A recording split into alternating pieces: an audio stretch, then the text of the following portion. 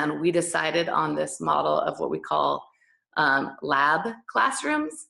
So lab classrooms would be where teachers agree or volunteer to try out certain strategies on behalf of their peers. And it's not a model classroom because it's not teachers who are experts in these things and their peers observe them and then try to mimic what they do, but it's more like experimental classrooms. So, hey, let's see how this works with students, and we're going to come watch you try it on our behalf, and then we're going to all together debrief and say, did that work? Didn't that work? What can we do differently?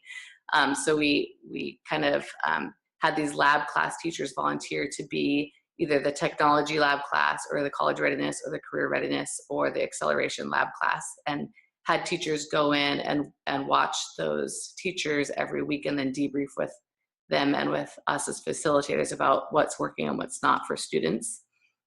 And so that was our semester one model. And then we realized that there were a few flaws with that model based on teachers, the surveys we gave the teachers and things they'd like to see tweaked. So one is not all of the lab class teachers reflected the content areas that teachers wanted to see these strategies tried out in. And although you can glean a lot from whatever class you're in, if I'm a music teacher or an art teacher and I'm watching a language arts classroom or a math classroom, it's not always as hand in glove fit as you'd want it to be.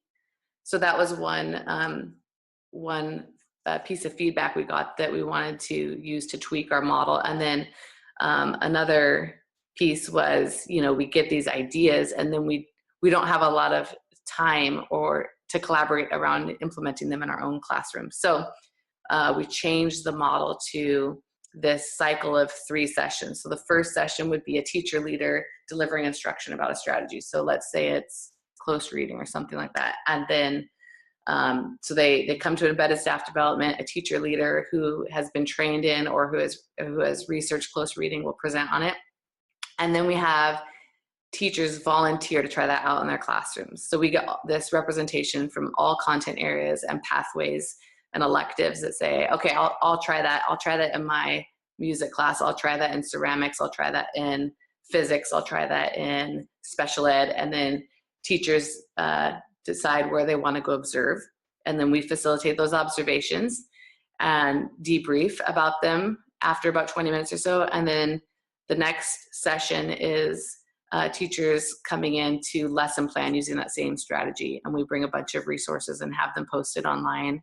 And then teachers write their own lesson plans. And then we as administrators go and do drop-ins that following week to help support teachers using that strategy. So it's been a super beneficial model in our school, and teachers feel like they have ownership of their PD, and they get to take risks and fail forward, and that's something that's encouraged and praised, and that they get to collaborate with each other and just be in each other's classrooms on a weekly basis, which I think is unusual. Even though in our districts it's kind of become the norm, I don't know that that's the norm in all schools. So